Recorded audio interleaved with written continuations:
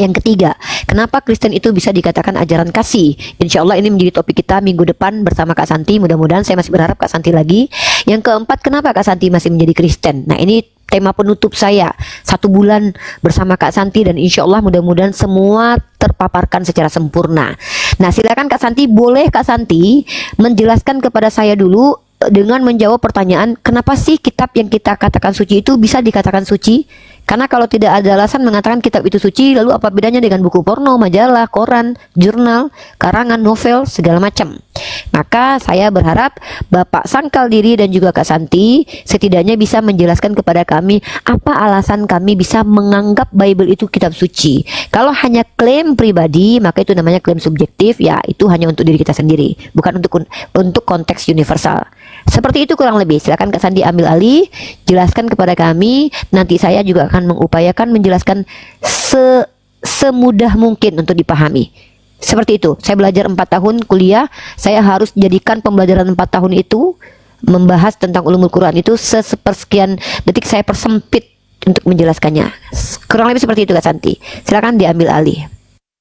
Ya, terima kasih Uni, dikasih kesempatan pertama ya. Nah, di sini berarti kita membahas sesuai dengan keyakinan saya sebagai Kristen. Pertanyaannya berarti mengapa Bible itu kitab suci? Demikian ya Uni ya. Ya, nah saya coba pakai dalil dari 2 Timotius 3 ayat 16. Saya bacakan. Segala kitab suci yang diilhamkan Allah memang bermanfaat untuk mengajar, untuk menyatakan kesalahan, untuk memperbaiki kelakuan, dan untuk mendidik orang dalam kebenaran. Yang saya pahami di sini Uni artinya apa? Kitab suci itu membawa pesan dari Allah melalui nabi-nabinya. Jadi ini bukan mutlak hasil pemikiran manusia itu sendiri. Nah, seperti itu mungkin salah satu alasan dulu mengapa Bible itu disebut kitab suci, karena itu juga disebutkan di 2 Timotius 3 ayat 16. Dan ini menjadi satu-satunya juga yang terpenting dalam Alkitab dari asal-usul dari otoritas kitab suci ini. Mungkin bisa ditambahkan dari Bapak Sangkal.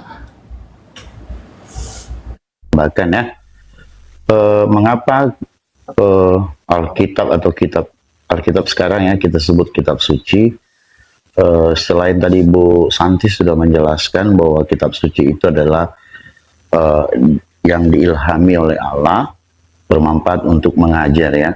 Terus yang kedua saya tambahkan lagi, kitab suci itu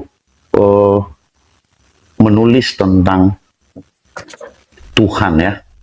Lukas 24 ayat 27, lalu ia menjelaskan kepada mereka apa yang tertulis tentang dia dalam seluruh kitab suci, mulai dari kitab-kitab Musa dan segala kitab nabi-nabi. Terus di Yohanes 5 ayat 39, kamu menyelidiki kitab-kitab suci sebab kamu menyangka bahwa olehnya kamu mempunyai hidup yang kekal.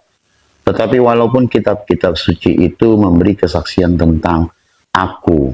Nah, kitab suci itu menulis tentang Yesus dan bersaksi tentang Yesus, dan tulisan yang diilhami oleh Allah bermanfaat untuk mengajar. Saya rasa 3 alasan inilah yang membuat Kristen percaya kepada Alkitab bahwa dia adalah kitab suci ya. Selesai. Terima kasih. Minta tolong kepada Pak Sangkal Diri, tolong apa yang diucapkan tadi bikin ringkas poinnya, alasannya mungkin 1, 2, atau 3, silakan. Karena saya tadi mendapatkan penjelasan, takutnya saya nggak memahami. Kalau dari Kak Santi, saya sudah mendapatkan poin bahwa salah satu alasan Bible dikatakan suci karena Kak Santi percaya Bible ini adalah ilham dari Tuhan atau informasi dari Tuhan. Seperti itu. Mungkin Pak Sangkal Diri, saya catat poin soalnya. Ya. Yang saya sampaikan bahwa kitab suci itu menulis tentang Tuhan dan bersaksi tentang Tuhan. Yohanes 5 bersaksi 39. Tentang Tuhan ya? Ya, bersaksi tentang Tuhan. Memberi kesaksian tentang Tuhan. Oke. Yohanes 5:39 dan Lukas 24 ayat 27 ya. Oke, good. Baik. Saya coba untuk sebelum menjelaskan standarisasi Al-Quran kenapa dikatakan suci, saya punya 2 poin jawaban. Pertama dari Kak Santi. Kak Santi mengatakan kenapa Bible dikatakan suci karena itu informasi dari Tuhan. Yang kedua Pak sangkal diri karena Bible sendiri bersaksi tentang Tuhan. Oke, kita terima ini dulu. Nanti kita akan bahas ini. Kita minta konfirmasi nanti. Tapi saya akan menjelaskan. Pertama, kenapa saya bertanya apa alasan kita dikatakan suci? Karena kalau kitab kita tidak punya alasan dikatakan suci, maka dia tidak ada bedanya dengan buku porno, buku catatan, karangan manusia, novel ataupun kitab dongeng. Itu poinnya ya. Kalau kita bicara tentang ini buku, ini makna umum. Makna umum semua tahu apa yang tertulis memiliki dan belakang terdiri dari lembaran-lembaran. Ini namanya mushaf kalau dalam bahasa Arabnya ya. Kalau dalam bahasa Indonesianya buku, dalam bahasa Yunaninya Biblos. Biblos itu kumpulan buku ya, kumpulan buku. Jadi buku-buku. Kalau Bible itu buku-buku karena tergabung dari beberapa buku. Kalau ini a book dalam bahasa Inggrisnya atau buku saja ya. Nah, harus ada perbedaan antara Al-Quran dengan buku ini. Maka ini dikasih nama buku tulis. Kenapa dikatakan buku tulis? Karena dia buku untuk menulis. Itu dulu. Saya kasih contoh aja. Ini memang agak receh mungkin bagi teman-teman yang sudah paham, tapi penting diketahui oleh teman-teman Kristen yang terkadang salah paham nanti. Kemudian ada namanya buku tafsir. Maka isinya, kenapa dikatakan buku tafsir? Karena di dalamnya memuat tafsir-tafsir tentang Quran. Ada namanya buku hadis, karena memuat isi hadis. Ada buku jurnal ilmiah, di dalamnya ada jurnal ilmiah. Ada buku novel, di dalamnya ada novel. Maka pertanyaannya, kenapa saya percaya dan mengatakan bahwa Quran itu kitab suci? Saya bisa memaparkan 100 alasan, tapi saya akan ambil beberapa alasan yang akan kita bahas untuk didiskusikan malam ini, karena nggak mungkin kita punya waktu membahas 100 alasan kenapa Quran dikatakan suci ya. Pertama ya, Quran kenapa bisa dikatakan suci? Karena di dalamnya ada murni perkataan Tuhan. Maksudnya apa? Semua informasi di dalamnya tidak berasal dari pemikiran manusia, tidak berasal dari pemikiran Nabi Muhammad SAW, bukan pendapat malaikat Jibril, bukan penelitian sahabatnya Rasulullah, bukan pendapat tetangganya Rasulullah, tapi adalah perkataan Tuhan yang didiktekan, diulangi kembali oleh malaikat Jibril, disampaikan kepada baginda Rasulullah Muhammad SAW, lalu Nabi Muhammad menerimanya selama kurang lebih 22 tahun 2 bulan 22 hari atau kurang lebih 23 tahun. Maka Quran kemudian murni sebagai perkataan Tuhan yang didiktekan lalu dihafalkan. Itu. Dan nanti saya bukan hanya sekedar klaim, tapi saya juga pembuktian. Itu pertama. Yang kedua, kenapa Quran bisa dikatakan suci? Karena sepanjang sejarah transmisi Quran melabeli dirinya. Quran melabeli dirinya dengan janji Allah, Bismillahirrahmanirrahim, nahnu nazzalna dzikra wa inna lahu lahafizun. Kata Allah, kami yang menurunkannya dan kami yang menjaganya. Maka Allah labeli, kalau kitab suci pasti terjaga. Maka saya akan buktikan bahwa Quran tidak pernah terdistorsi. Yang ketiga, dalam Quran surah An-Nisa, standar sebagai kitab suci dan label dari Allah Subhanahu wa taala, kata Allah dalam Quran surah An-Nisa ayat 82, Bismillahirrahmanirrahim. Afala yatadabbarunal Qur'an walau kana min 'indi ghairillah wala jadu fihi ikhtilafan katsiran. Kata Allah, apakah mereka tidak mentadabur, mengobservasi, meneliti, membaca, menyaksikan Al-Quran? Seandainya bukan dari Allah, tentulah akan banyak ikhtilaf, kesalahan, ketidaksenambungan dengan rasional, realitas, atau kontradiksi, ikhtilaf, katsiran, yang banyak. Nah, nanti saya akan buktikan bahwa Al-Quran tidak pernah memuat itu. Nah, alasan kedua, ketika saya sudah buktikan bahwa Quran terjaga, tak pernah terdistorsi dan tidak ada kontradiksi, itu menguatkan alasan pertama bahwa Quran adalah kalam ilahi. Maka Quran dikatakan suci karena tidak dikotori oleh pandangan, ajaran, dan kira-kira perkataan, penelitian, perkiraan manusia, karena pure dari Allah Azza wa Jalla, Allah Subhanahu wa taala, terjaga dan tak memiliki ikhtilafan katsiran. Itu poin saya. Harap dipahami. Kak Santi silakan catat, boleh nanti dikritisi. Nah, saya masuk ke dalam menanggapi. Saya tidak menyerang tapi menanggapi, hanya ingin mengkonfirmasi kekonsistenan Kak Santi dengan Pak Sangkal Diri. Pertama, saya ke Kak Santi dulu, karena ini jawaban Kak Santi. Kak Santi, karena Kak Santi sudah memberi jawaban bahwa Bible itu murni ilham dari Tuhan, tolong Kak Santi jelaskan ke saya, apakah yang dimaksud murni ilham Tuhan ini adalah semua perkataan Tuhan, atau Tuhan membisikkan ke orang lain untuk membawa perkataannya, atau ada pendapat orang yang ternyata itu adalah ilham dari Tuhan. Nah, jadi begitu. Karena Bible karena kenapa saya bertanya begitu, Kak Santi? Kak Santi boleh lihat di dalam Bible itu bahkan 4 gospel itu tidak semuanya perkataan Yesus. Ada di dalamnya penelitian Lukas, dalam Lukas pasal 1 ayat 1, silakan dibaca.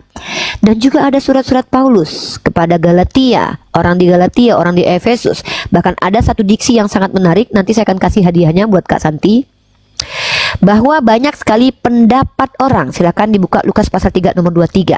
Silakan dicatat ayat itu. Di dalam Lukas pasal 3 ayat 23 saya bacakan, menurut anggapan orang Yesus adalah anak Daud. Baru di situ dikatakan itu silsilah. Nah, muncul pertanyaan-pertanyaan, 1000 pertanyaan kemudian. Kalau memang itu ilham Tuhan, kenapa memasukkan pendapat atau anggapan orang? Apakah anggapan orang itu adalah ilham Tuhan juga? Nah, ini harus dijawab. Itu terkhusus buat Kak Santi. Jadi saya meminta konfirmasi konsistensi Kak Santi, mengimani itu ilham Tuhan keseluruhankah, atau sebagian kecilkah, atau bercampur? Nah, silakan. Itu buat Kak Santi.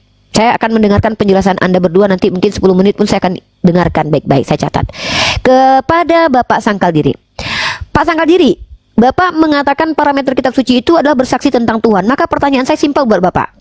Ya, apakah ketika ada majalah Bobo bersaksi tentang Tuhan di dalamnya ditulis oleh penerbit majalah Bobo, bisakah dikatakan majalah Bobo itu kitab suci? Silakan dijelaskan dan dijawab. Begitu.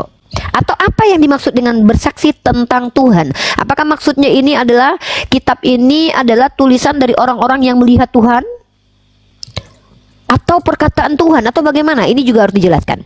Saya tunggu Anda berdua 5 menit. Saya biarkan 10 menit. Saya akan catat poinnya karena kita edukasi publik. Jadi saya akan berdiam diri selama 10 menit, tidak membuka mic. Saya berikan kesempatan kepada Kak Santi dan juga Pak Sangkal Diri untuk menjelaskan pertanyaan saya. Silakan.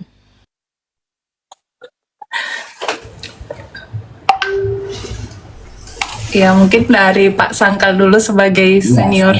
Saya persilahkan. Ya, tadi pertanyaan Bunda Uniripa ya, yang mengatakan ada beberapa tertulis di kitab suci itu Yesus itu seorang nabi, pendapat ya. Jadi perlu saya sampaikan, pengwahyuan Injil itu setelah Yesus Kristus naik ke surga, kembali ke surga, dia mengutus Roh Kudus ya. Roh Kudus artinya Roh Kudus ini Yohanes 14 ayat 26. Roh Kudus ini mengajarkan segala sesuatu dan mengingatkan apa kata Yesus. Jadi ketika peristiwa di mana Yesus ada di dunia, banyak kalangan-kalangan masyarakat biasa yang mengatakan Yesus itu adalah nabi. Hal ini tentu pendapat orang, tetapi setelah Yesus Kristus kembali ke sorga, kelang beberapa waktu kemudian, hal-hal ini diingatkan lewat pengwahyuan dari Injil tersebut, lewat Roh Kudus. Jadi diingatkan peristiwa-peristiwa tersebut, lalu ditulis oleh penulis-penulis seperti Matius, Lukas, Markus, dan Yohanes. Terus yang kedua, kesaksian-kesaksian yang dimaksud itu adalah kesaksian-kesaksian tentang pengajaran, kesaksian-kesaksian tentang pertemuan mereka secara roh, ataupun secara penglihatan, ataupun lewat penglihatan, pengalaman mereka di dalam persekutuan mereka dengan roh itu sendiri yang adalah Allah ataupun Tuhan ya.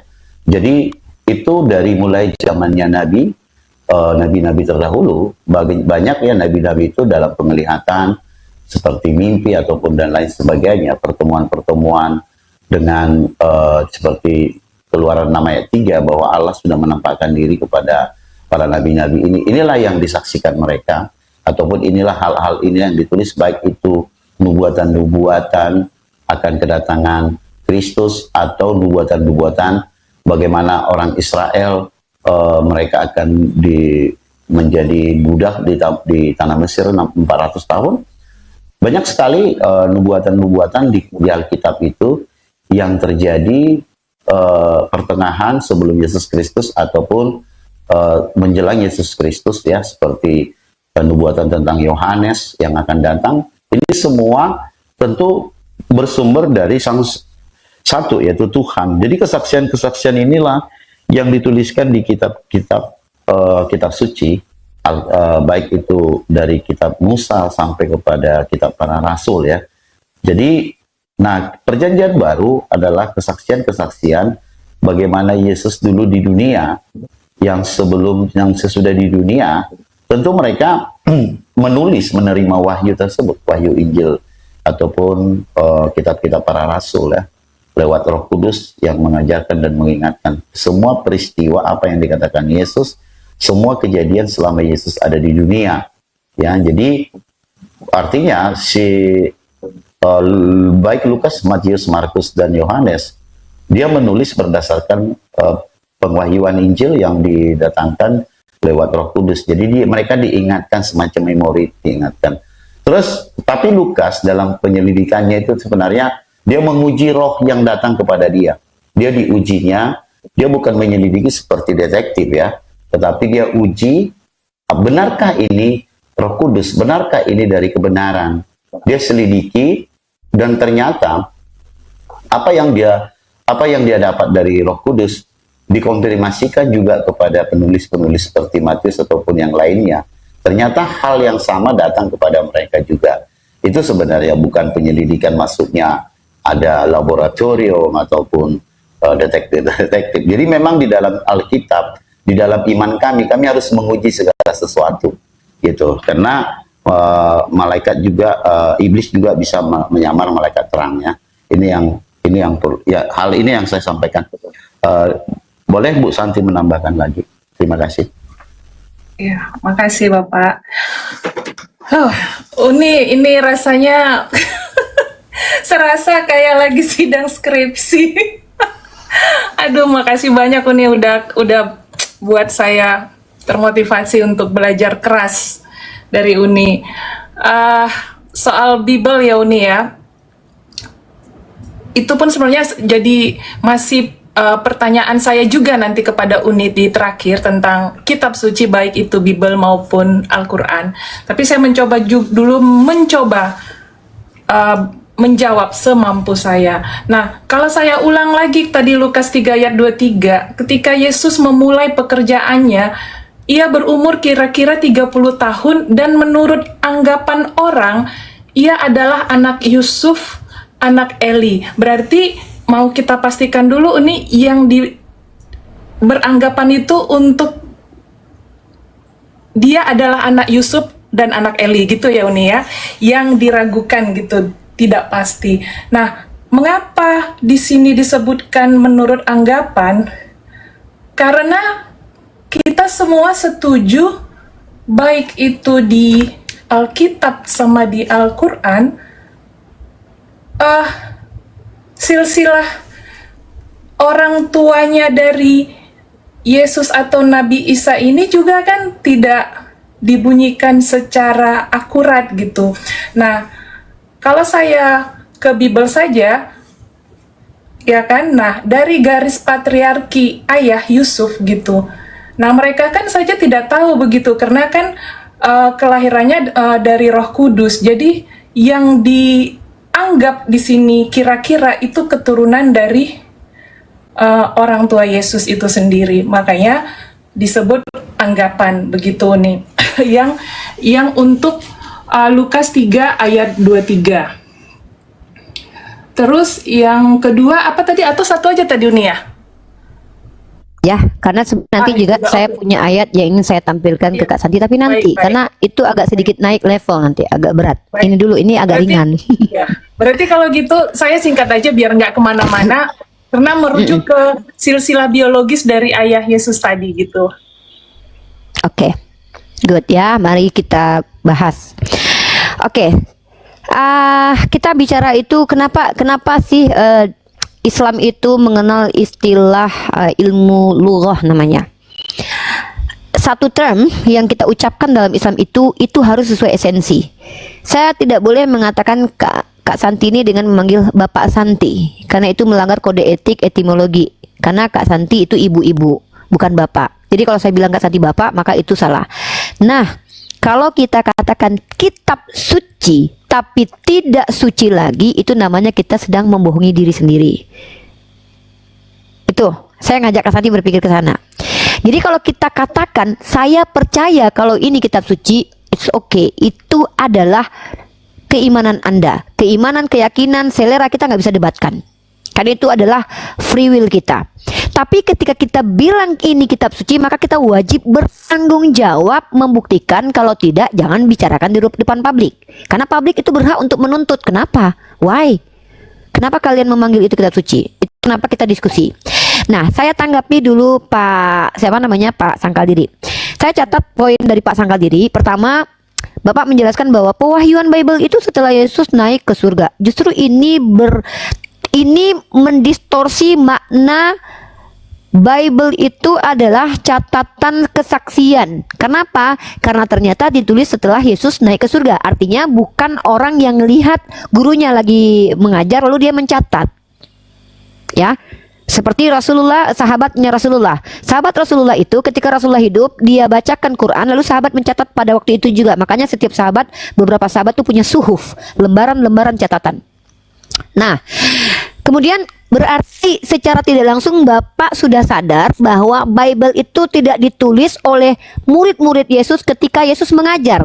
Tapi nanti ketika Yesus sudah tidak ada, maka mereka mencoba mengingat kembali, mengulang kembali peristiwa yang pernah mereka alami. Itu dia, ya.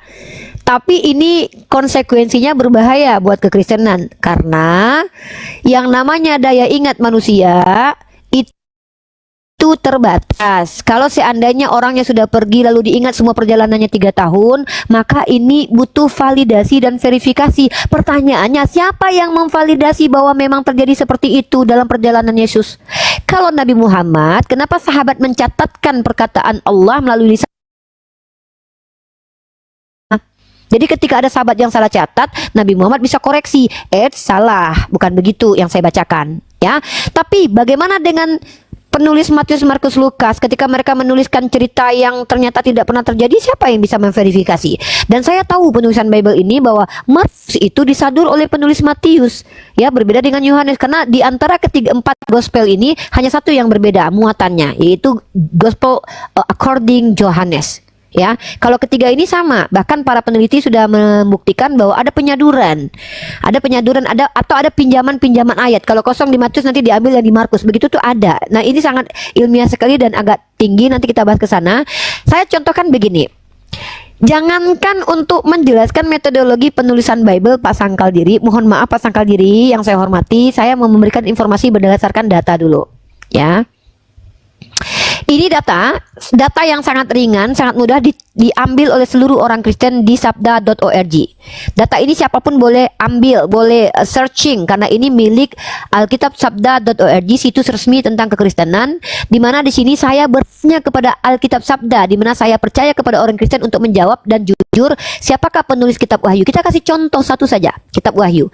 Ternyata perkara penulis kitab Wahyu saja orang Kristen itu pun saling berdebat, tidak sepakat.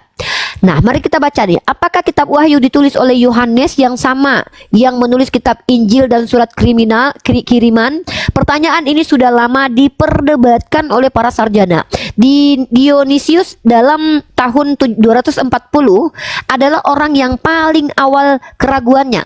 Kitab ini dihubungkan dengan Yohanes Markus, sahabat Paulus, dan Barnabas yang pengarang Injil Markus, kepada Yohanes Presbiter, kepada Serintus, dan lain-lain. Sebagian besar, nah ini dia poinnya ya, sebagian besar sarjana di Jerman sependapat dengan Luther yang menyangkal bahwa kitab Wahyu ditulis oleh Yohanes. Ini literasi. Kenapa saya bawa ini? Ini hanya sekedar bukti kepada saudaraku dan saudariku Kristen bahwa tentang penulis kitab Anda itu para scholar kalian masih berbeda pendapat tentang siapa penulisnya. Hanya saja gereja memberikan sebuah statement bahwa penulisnya adalah Markus, Matius, Lukas. Itu bukan karena kita tahu penulisnya betul-betul itu secara ilmiah, tapi hanyalah berdasarkan keyakinan. Itu dulu Kak Santi. Itu dulu Pak Sangkal Diri. Jadi bagaimana Bapak bisa menjelaskan kepada kami bahwa penulis Bible itu adalah orang-orang yang betul-betul melihat Yesus secara langsung? Kenapa? Nah, ini nanti menjadi pertanyaan nih. Kalau memang betul bahwa Bible itu ditulis oleh orang yang menyaksikan langsung kehidupan Yesus, maka pertanyaan muncul nih, siapa yang melihat Yesus diuji iblis? Sehingga penulis tahu kalau Yesus pernah diuji oleh iblis. Peristiwa supranatural itu tidak mungkin bisa dilihat sembarangan oleh manusia. Ketika Yesus dibawa oleh roh, atau ketika Lukas menceritakan roh datang kepada Joseph dan juga Maria. Pertanyaannya, tadi Bapak bilang bahwa penulis Bible itu adalah orang yang menyelidiki. Dari mana Anda tahu? Metodologi apa yang Anda bawakan kepada saya sehingga Anda menyimpulkan hal seperti itu? Kenapa? Karena muncul pertanyaan berat juga nih Pak. Kalau memang para penulis Bible itu meneliti roh yang datang kepada para tokoh-tokoh Bible, pertanyaannya, bagaimana cara Lukas menentukan bahwa roh yang datang kepada Maryam itu adalah malaikat bukan iblis? Saya punya bukti kenapa terindikasi bahwa itu bukan malaikat. Karena apa? Karena dalam kitab perjanjian lama, anak perawan itu atau anak perempuan muda itu akan diberi nama Immanuel. Tapi roh yang datang kepada Maria dan juga Yosef menggantinya menjadi Yesus yang tidak. Kalau saya punya bukti, punya indikator menyatakan yang datang kepada tokoh Maria dalam Bible, bukan Maryam dalam Al-Quran ya, tapi tokoh Maryam dalam Bible yang masuk ke dalam mimpinya si bapak tirinya Yesus itu adalah iblis. Kenapa? Karena mengganti nama yang dinubuatkan, yaitu tadinya Immanuel menjadi Yesua. Nah ini contoh kalau saya mau menyerang. Tapi bukan itu poinnya. Poinnya Bapak jelaskan nanti. Dari mana Bapak bisa yakin dan tahu kalau mereka menyelidiki roh yang datang gitu? Ini kan klaim sepihak yang tidak ada dasarnya. Tolong tunjukkan dasar-dasar ilmiahnya atau indikator-indikatornya. Kita metodologis kali ini. Nah, kalau kepada Kak Santi, gini kakakku sayang. Mungkin saya jelaskan dulu kepada Kakak. Lukas pasal 3 nomor 23 itu coba Kakak perhatikan ayatnya baik-baik. Kakak baca perikopnya di situ. Di situ tertulis perikopnya silsilah siapa coba? Coba Kakak baca. Perikopnya itu silsilah siapa? Yesus, Lukas ya. Lukas 3:23 yang Kakak baca tadi. Perikopnya Yohanes Pembaptis. Lukas pasal 3:23 itu berkata tentang silsilah. Di situ silsilah siapa? Silsilah. Oke. Yesus Perikop itu Kristus. judul Kak, judul besar. Oke, di situ tertulis secara perikop, Kakak sudah pastikan betul-betul tertulis silsilah Yesus? Saya mau Kakak jujur nih. Coba Kakak pandang wajah saya Kak. Saya pengen Kakak jujur nih. Sebagai Kristen Kakak, saya pengen Kakak jujur. Pertanyaan saya yang sangat dalam kepada Kak Santi. Kak Santi, coba Kakak jujur. Apakah silsilah itu betul-betul silsilah Yesus atau silsilah bapak tirinya Yesus? Baik, saya ulang ya Oni ya.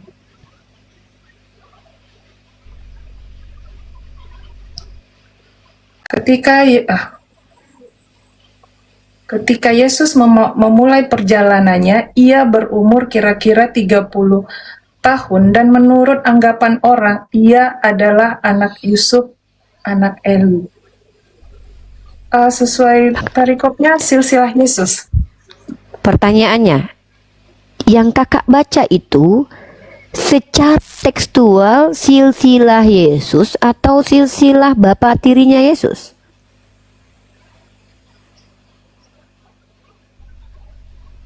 Kalau disebutkan Yusuf anak Eli lebih merujuk ke ayahnya. Saya mau Kakak jujur. Ya. Jadi itu tepat nggak dikatakan silsilah Yesus? Saya belum bisa menjawab itu. Oke, baik. Iya, Saya akan jelaskan kenapa tidak bisa dikatakan silsilah Yesus. Karena silsilah itu artinya adalah bagan atau akar dari hubungan biologis antara manusia satu dengan manusia lainnya. 23, bukti itu adalah hubungan biologis dan hubungan darah, ya. Karena di situ tertulisnya secara jelas sekali Pertama begini, saya belum membahas tentang menurut anggapan orangnya. Saya membahas tentang secara esensi tepat nggak itu dikatakan silsilah Yesus. Kita baca baik-baik di sini teman-teman. Ketika Yesus memulai pekerjaannya, ia berumur kira-kira 30 tahun dan menurut anggapan orang, saya ulangi, menurut anggapan orang dia adalah anak Yusuf. Tidak dikatakan di situ anak tiri, tidak dikatakan di situ anak angkat, tapi pasti adalah anak kandung. Kenapa? Memang orang menganggap Yesus itu adalah keturunan dari Yahudi, keturunan dari David. Jadi, silsilah ini adalah anggapan orang. Sementara secara doktrin Kristen dan Islam percaya bahwa dia tidak punya bapak. Dia hanya punya bapak tiri dalam perspektif Kristen. Maka tidak mungkin silsilah bapak tiri itu ada urusannya dengan anak tiri, karena tidak ada hubungan darahnya. Dan kalau kita baca anak Matat, anak Lewi, anak Malki, ini hubungan kekerabatan biologis sampai kepada ke bawahnya Adam. Itu semua ikatan biologis. Maka tiba-tiba sampai ke Joseph.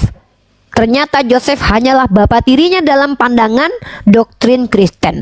Maka barang siapa yang mengatakan Yesus itu punya silsilah, itu dusta yang sangat nyata dan fitnah keji. Itu kenapa saya katakan, kalau memang ini ilham dari Tuhan, kenapa tuduhan orang kalau dia hasil hubungan biologis menjadi ayat dalam kitab suci Kak Santi, dan bahkan menjadi doktrin kuat dalam kekristenan, sampai-sampai dikatakan bahwa dia keturunan Daud. Sementara Yeshua HaMasyiah tidak punya bapak kandung karena dia hanya punya ibu. Makanya Quran secara eksplisit mengatakan, pernahkah Isa dikatakan Bani Israel di Quran? No. Dia tidak pernah dikatakan Bani Israel karena dia bukan keturunan orang Israel secara nasab. Kenapa? Karena Quran menyebutkan Nabi Isa Ibnu Maryam. Itu yang lebih berhak dia sandang, karena itulah esensi dan faktanya. Dia hanya punya satu orang tua, yaitu Maryam. Itu dia. Maka bagaimana mungkin Kak Santi mengklaim Bible itu bisa dikatakan ilham dari Tuhan, sementara yang di dalamnya itu memuat pandangan orang yang keliru tentang siapa Yesus, tapi itu justru dijadikan informasi teologis dalam kekristenan. Itu bukti satu. Saya belum membuktikan tentang bagaimana kemudian distorsi yang terjadi parah dalam kitab Kakak. Belum, ini masih sangat-sangat kecil. Nah, ini saya mencoba mengajak kepada Kak Santi untuk berpikir ulang bahwa kalau Tuhan mengilhamkan, maka tentulah Tuhan tidak akan memasukkan kesalahpahaman orang sebagai doktrin ajaran. Pasti Tuhan mengajarkan apa yang Tuhan kehendaki untuk diajarkan melalui mulut para nabinya. Nah, kalau kita lihat konteks perjanjian lama, Ulangan 18 ayat 18, seorang nabi akan kubangkitkan di antaramu, dia akan menyampaikan firman Tuhan melalui bibirnya. Mari kita baca Bible dalam kitab Kak Santi. Yesus berkata apa? Segala firman yang kau berikan telah kusampaikan. Artinya Yesus itu adalah seorang nabi yang menyampaikan perkataan Tuhan. Tapi Bible, ada berapa persen perkataan Yesus dalam Bible? Injil Sinoptik Kak Santi. Tidak lebih banyak daripada perkataan-perkataan orang lain, bahkan surat Paulus lebih banyak daripada perkataan Yesus sendiri. Saya bisa memastikan surat Paulus lebih mendominasi dalam Bible ketimbang perkataan Yesus. Itu kenapa ada tanda warna merah untuk menandakan yang merah adalah dalam Bible. Kalau kita baca di dalam yang warna merah, itulah perkataan Yesus. Maka tepatlah Islam katakan bahwa kitabnya Kak Santi itu telah bercampur dengan ajaran yang benar dari Yeshua HaMasyiah, Nabi Musa alaihissalam, Nabi Ibrahim alaihissalam, dengan karangan manusia yang dikanon, disatukan kemudian. Bahkan pengkanonan ini Kak Santi gak ada urusannya dengan Yesus. Kita nggak tahu siapa yang memvalidasi bahwa ini firman Tuhan atau tidak. Saya kasih sebuah literasi spesial buat Kak Santi. Terakhir ya, nanti Kakak Santi dengan Pak Sangkal sampaikan. Saya harus memberikan edukasi tentang bahwa bagaimana metodologi pengkanonan dan pengumpulan Bible sepanjang sejarah. Ini saya temukan dalam buku yang ditulis oleh sarjana Katolik bernama Dani dengan judul buku Apokrifa. Ini bukan dari Islam ya, artinya ini objektif, bukan dari sisi Islam yang menuduhkan. Saya akan tunjukkan kepada Kak Santi sebentar. Mungkin nanti Pak Sangkal juga boleh, atau Pak Sangkal boleh menjawab saya. Dan Kak Santi boleh, nanti saya kasihkan literasinya. Saya lagi cari dalam PDF yang saya temukan. Boleh Pak Sangkal dan Kak Santi menjawab. Mungkin dari saya dulu nih. Berarti karena kita punya kesamaan cerita tentang kelahiran Yesus dan Nabi Isa, saya ingin tahu di sini langsung dari Uni, berarti kalau sesuai dengan Al-Quran, bagaimana diceritakan secara singkat silsilah Nabi Isa tersebut, Uni? Apakah memang ayahnya Yusuf itu tidak dibunyikan, hanya Maryam, ataukah hampir sama juga seperti yang diceritakan di Alkitab? TikTok aja dengan Kak Santi. Pak Sangkal diri nanti silakan persiapkan jawabannya. Mungkin saya ke Kak Santi fokus dulu. Jadi begini Kak, dalam Quran itu secara detail itu tidak ada kisah Nabi Isa, karena Quran itu bukan biografi para nabi. Hanya Allah memberikan apa yang Allah kehendaki untuk kami ketahui, bukan apa yang ingin kita ketahui. Tapi Allah menghendaki apa yang diberikan oleh Allah itu apa yang Allah kehendaki untuk kami tahu. Karena itu penting, harus kami ketahui. Nabi Isa Al-Masih putra Maryam itu diceritakan lahir dari seorang wanita yang menjaga kehormatannya. Diawali dengan permintaan ayahnya berdoa kepada Allah, kalau dia nanti punya anak, dia akan menyerahkan anak itu untuk Allah. Ternyata anaknya perempuan. Dan anak perempuan ini tidak pernah bertemu dengan pria manapun. Makanya dia layak dikatakan wanita suci. Dia tidak pernah bertatapan dengan pria manapun, tidak pernah punya hubungan apa-apa dengan pria manapun, dan bahkan makannya sendiri datang dari Allah. Maka ketika malaikat menampakkan diri kepadanya sebagai sosok laki-laki, dia terkejut dan kaget. Ketika diberitakan bahwa dia dipilih oleh Allah, dipersiapkan dari kelahirannya oleh Allah, bahwa dia akan melahirkan seorang anak yang adalah nabi, ya. Dan kemudian dia diceritakan sebagai wanita yang dituduh berzina oleh Bani Israel dikarenakan hamil tanpa suami. Maka kemudian dia melakukan puasa bicara pada saat fitnah. Ini juga kami sebagai sebagai hikmah bagi kami, kalau ada fitnah kita diam saja, biarkan Allah yang menjawab fitnah itu, ya. Maka ketika Sayyidah Maryam difitnah oleh orang-orang Israel bahwa dia berzina, maka dia berdiam diri, puasa bicara, dan kemudian memberikan kepada Allah solusinya. Dia tunjuk anaknya Isa Al-Masih putra Maryam. Maka anaknya memiliki mukjizat dengan berbicara, menyatakan bahwa dia adalah seorang nabi yang membawa Injil. Ini membuat make sense, kemudian dia tidak dihabisi nyawanya di tempat, karena hukum secara Yahudi ketika seorang itu dituduh berzina, maka dia harus dirajam sampai mati. Itu ada dalam kitab Imamat pasal 20 ayat 10. Atau ayat 10, atau orang yang berzina itu harus mati. Dialah yang harus mati. Ya, bukan cuma hanya di Imamat ya. Yahudi itu memiliki hukum yang sangat keras terkait perzinahan. Bahkan perempuan yang tidak virgin pada malam pertama itu wajib dilempari batu tepat di depan rumahnya. Kalau seandainya terbukti malam itu dia tidak virgin lagi. Nah, maka make sense kemudian Nabi Isa Al-Masih putra Maryam selamat, tidak dihakimi karena mukjizat Nabi Isa. Walaupun itu tidak terdokumentasi di kitab sejarah manapun, karena memang tidak ada yang mendokumentasikannya. Nah, tapi dalam Bible, kenapa dokumentasi itu menceritakan dia punya pasangan? Ini make sense juga. Kenapa? Karena tentu penulis Bible tidak mungkin membiarkan begitu saja seorang wanita yang dituduh berzina bebas begitu saja tanpa ada menjawab pertanyaan. Jadi kemudian dalam perspektif Bible, dia tidak dihukum karena dia adalah tunangan seorang laki-laki bernama Joseph. Ini menarik sekali. Kalau memang dia adalah tunangan dari Joseph, maka seluruh manusia secara lahiriah menyaksikan pada waktu itu dia adalah anak kandung Joseph. Harusnya termasuk penulis Bible, karena menjadi saksi mata. Seandainya Yesus berkata kepada muridnya, "Wahai murid-muridku, tahukah kalian aku sebenarnya bukan anak kandung dari Bapakku, tapi aku adalah anak dari Roh Kudus?" Maka itu pun kita tanya, kapan Yesus pernah mengajarkan begitu ke murid-muridnya, sehingga murid-muridnya memberi kesimpulan bahwa Maria dan Yosef itu tidak pernah berhubungan intim. Ya. Emang ada yang lihat kehidupan Yosef dengan Bunda Maria yang menyaksikan? Karena apa? Penulis kitabnya kakak itu adalah orang-orang yang dipilih oleh Yesus ketika Yesus usianya udah 23 tahun. Artinya bagaimana kita bisa memastikan kalau mereka melihat langsung kehidupan Maria bersama Yosef? Ini menimbulkan pertanyaan. Nah, jadi kalau Quran itu kalau ada pengetahuan, ya, informasi tentang hal yang tidak ada manusia yang melihat, misalnya tentang perjalanan Nabi Muhammad, Isra Mi'raj dan segala macam, atau tidak ada orang yang melihatnya, itu bukan karena pengalaman pribadi, tapi karena Tuhan yang Maha Tahu memberikan informasi itu kepada Nabi Muhammad. Makanya Quran mengatakan, itulah informasi yang diceritakan kepada Nabi Muhammad yang pada waktu Nabi Muhammad tidak ada pada tempatnya. Ini yang disebut dengan wahyu, Kak. Tidak empirik, tapi bisa dijelaskan secara rasional. Nah, ini namanya wahyu. Informasi yang tidak ada orang lain yang mengkonfirm. Kalau sudah ada terbukti secara sejarah, maka itu tidak bisa lagi dikatakan sebagai informasi amazing, karena ya orang sudah tahu dari kitab sejarah. Nah, begitu. Jadi wahyu kepada Nabi Muhammad itu adalah informasi yang ditahukan kepada Nabi Muhammad SAW.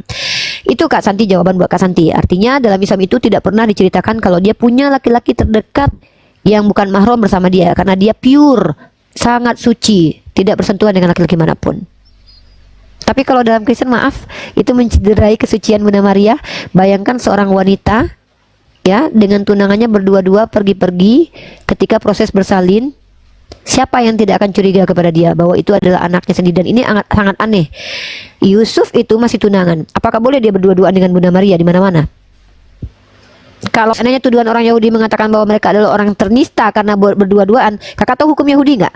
Hukum Yahudi itu tidak boleh bersentuhan kalau belum menikah, Kak. Iya, betul. Tapi anehnya Yosef menemani Bunda Maria berdua-duaan ketika proses sedang mengandung. Jadi kalau ada orang Yahudi mengatakan mereka berzina, berarti orang Yahudi nggak salah, karena orang Yahudi melihat secara lahiriah. Nah, itu. Jadi tidak make sense kalau Bunda Maria itu dikatakan suci tapi punya tunangan. Di satu sisi dikatakan Yusuf akan menceraikan dia. Ini diksi yang sangat bertentangan. Kalau tunangan kenapa harus bercerai? Di dalam kitab Kakak dikatakan ketika Yosef Maria mengandung, Yosef akan menceraikan. Loh, kan dia masih tunangan. Kenapa menceraikan? Apakah pertunangan itu bisa tepat dengan kata perceraian? Kalau dia baru tunangan, ya dia belum suami istri dong. Nah, seperti itu. Jadi ada keanehan-keanehan dalam Bible yang banyak scholar Kristen menjelaskannya menggunakan interpretasi pribadi tapi tidak masuk akal gitu. Seperti itu, Kak. Ya, sangat jelas Uni. Berarti saya pun baru tahu hari ini langsung dari narasumber yang bisa. Alhamdulillah. Ya, kalau cerita antara Yesus dan Nabi Isa juga berbeda dari mulai cerita kelahirannya.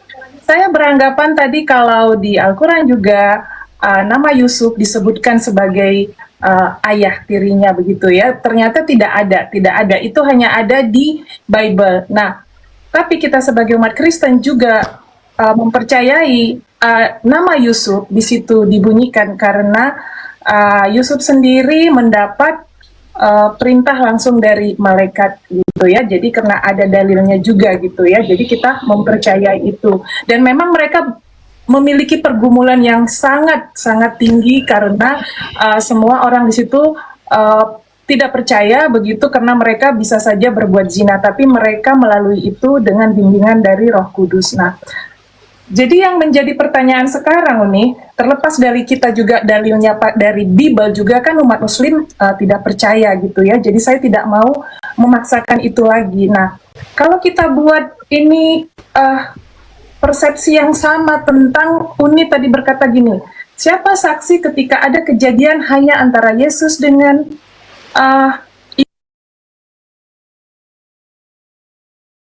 juga dengan nabi lain gitu, seperti mungkin juga Nabi Muhammad gitu ya, ketika dia cuman dirinya saja dengan Tuhan gitu ya, berkomunikasi. Bagaimana penulis tahu untuk menceritakan itu semua secara detail jika konteksnya hanya tokoh itu terhadap Tuhan gitu. Oke, ini pertanyaan bagus sekali ya. Ini pertanyaan bagus ya. Luar biasa Kak Santi. Memang tepat saya diskusi dengan Kak Santi. Saya ngerasa hari ini saya naik value-nya gitu. Selama ini saya diskusi dengan teman-teman yang pertanyaannya malah membuat ilmu saya ketutup. Kali ini malah kayak mengalir gitu. Jadi nggak sia-sia saya belajar selama ini. Oke, pertama ini pertanyaan bagus. Bagaimana kita, nanti pertanyaannya ujung-ujungnya adalah tema kita yang ketiga sebenarnya. Tema, tidak saya masukkan ya, tema tentang esensi Nabi. Bagaimana kita bisa menyelidiki Nabi itu bisa dikatakan benar atau tidak? Saya sepakat dengan perkataan Yesus, lihatlah dari buah perbuatannya, lihat dari ajarannya. Nah, sekarang begini, kalau Islam itu tidak perlu dipertanyakan saksi mata karena tidak pernah mengklaim bahwa informasi wahyu itu berdasarkan kesaksian manusia atau disaksikan manusia, Kak. Itu dulu, Kak. Standar kita berbeda dulu nih. Saya ulangi, Islam itu tidak pernah membuat statement atau klaim bahwa wahyu dari kata wa, dan ya yang artinya cepat tersembunyi, Kak. Nah, kakak harus tahu nih, wahyu itu dari kata wa, dan ya dalam bahasa Arab artinya cepat dan tersembunyi dalam etimologinya. Terminologinya adalah informasi cepat tersembunyi yang diberikan Tuhan kepada hamba pilihannya, diantaranya Nabi dan Rasul atau mungkin hamba pilihannya lain. Itu wahyu. Karena kata wahaya ini sebelum masa Quran, Izutsu Toshihiko, seorang yang bisa berbahasa Arab, seorang sekolah bahasa Arab juga, itu bahkan memberikan perspektif dari penelitiannya bahwa kata wahaya ini sebelum Quran datang itu maknanya adalah komunikasi. Dan ingat, Kak, komunikasi itu tidak semua pakai suara. Kadang kita bisa bicara pakai mata, pakai gestur. Maka ada komunikasi yang tidak bersuara, Kak. Tidak semua komunikasi itu bersuara. Nah, dulu seorang penyair menggunakan kata wahaya ini untuk menggambarkan bagaimana onta, jantan dan betina itu berkomunikasi dengan gertakan-gertakan kaki. Artinya itu ciri-ciri tanda-tanda mereka mau kawin. Artinya mereka melakukan komunikasi. Maka wahaya ini ada dua dimensi komunikasinya, transenden dan imanen. Nah, masalahnya adalah kalau seandainya komunikasi itu transenden dari Tuhan kepada nabinya, kenapa harus ada saksi? Kenapa perlu saksi? Maka itulah kenapa nabi-nabi itu diperkuat mukjizat untuk membuktikan bahwa mereka nabi. Kalau ada saksi mata lagi yang menyaksikan nabi terima wahyu, maka nanti ditanya lagi siapa yang melihat bahwa saksi mata ini melihat nabi terima wahyu. Nanti ditanya lagi siapa yang melihat bahwa saksi mata ini melihat saksi mata untuk melihat wahyu. Ditanyakan lagi siapa yang melihat, siapa yang memvalidasi. Ya kalau begitu ngapain Tuhan mengutus nabinya, Kak? Mending kasih pengumuman aja dari langit, wahai manusia, akulah Tuhan, sehingga semua manusia menyaksikan suara Tuhan. Ngapain diutus nabi? Kenapa Tuhan mengutus nabi? Ya, alasannya banyak. Tapi secara rasional, salah satu alasan kenapa diutus nabi, karena Tuhan menghendaki yang mengajarkan manusia itu adalah manusia juga. Karena standar Tuhan manusia nggak bisa ikuti, maka standar manusia pastilah manusia bisa ikuti. Itu kenapa nabi itu sebagai suri tauladan. Maka cara membuktikan kalau saya pribadi menunjukkan Nabi Muhammad sebagai nabi yang benar, bahwa dia tidak berbohong, saya akan menyatakan kata-kata Yesus, lihat dari buah perbuatannya. Saya memberikan challenge kepada seluruh umat Kristen yang menonton seluruh dunia, ya. Saya berani menyatakan sikap untuk menantang seluruh skolar-skolar Kristen dan skolar-skolar Islam. Ketika Rasulullah distatementkan oleh Allah sidik amanah fatonah, artinya ada klaim dari Allah bahwa ini orang terjaga dari perbuatan dusta. Maka mohon dengan sangat tunjukkan bukti kepada saya ada satu kesempatan atau literasi yang membuktikan Nabi Muhammad itu pernah berkata dusta. Sebelum kenabiannya diangkat dia sebagai Rasul, dia terkenal dengan gelar Al-Amin, orang yang terpercaya. Bahkan ketika Bani Quraisy pun pergi keluar untuk mencari nafkah berdagang, harta bendanya terkadang mereka titipkan kepada baginda Rasulullah Muhammad SAW. Bahkan bukti bahwa dia orang terpercaya. Tahu tidak, Kak Santi? Secara waktu kecil dia sudah bekerja sebagai pengembala. Maka ketika dia bekerja sebagai pengembala, hanya orang yang dipercayalah yang bisa dititipkan harta benda di saat situasi kondisi alam pada waktu itu banyak perompak dan penipu. Pada saat Jazirah Arab sedang dalam keadaan jahilnya. Inilah bukti bahwa Nabi Muhammad layak dikatakan sebagai seorang nabi karena dia terpercaya.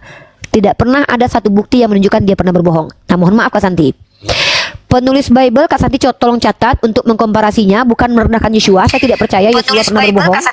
Ya, saya adalah orang yang sangat membantah kalau Yeshua itu adalah pendusta. Ya, tetapi coba Kak Santi perhatikan bagaimana penulis Bible menggambarkan Tuhannya Kak Santi itu sebagai orang yang tergambarkan berbohong. Lukas pasal 24 ayat 46. Tidak tertulis demikian Mesias harus mati dan bangkit di hari ketiga. Kak, sampai kiamat kurang 2 menit pun tidak akan pernah ditemukan ada ayat tertulis dalam kitab perjanjian lama Mesias harus mati dan bangkit dari ketiga, itu tidak pernah ada. Artinya penulis kitabnya kakak itu menggambarkan seolah-olah Yesus ini ngutip kitab yang tidak pernah ada, atau probabilitasnya bisa jadi ayatnya ada tapi sudah hilang. Ini menunjukkan distorsi para Bible lagi, ada ayat yang hilang. Nah, kalau Nabi Muhammad SAW itu tidak pernah ada bukti konkret selama bahkan ribuan hadis yang diriwayatkan oleh para alim ulama, tidak ada satupun hadis yang ditemukan oleh para sekolah membuktikan Nabi Muhammad pernah berbohong. Itu, maka dari situlah kita tahu bahwa orang ini tidak pernah berdusta. Saya tanya kepada Kak Santi, jujur ke Kak Santi. Kak Santi berteman dengan Bang Loding dari kecil dan Bang Sangkal Diri. Dari kecil sudah berteman akrab sampai dewasa usia 33 tahun. Tiba-tiba Kak Santi mengenal Bang Loding tidak pernah berbohong selama sejak usia kecil, tak pernah berbohong, selalu berkata jujur. Nah, Bang Sangkal Diri ini pernah berbohong sekali, 2 kali, bahkan 5 kali. Yang paling dulu kakak percayai di antara kedua orang ini? Ya Bang Loding, secara pengalaman. Itu dia. Itu secara psikologi bahwa kita bisa menempatkan Nabi Muhammad sebagai nabi dan dia tidak mungkin berbohong karena dia tidak punya kepentingan dan dia orang yang terbiasa jujur. Itu bukti.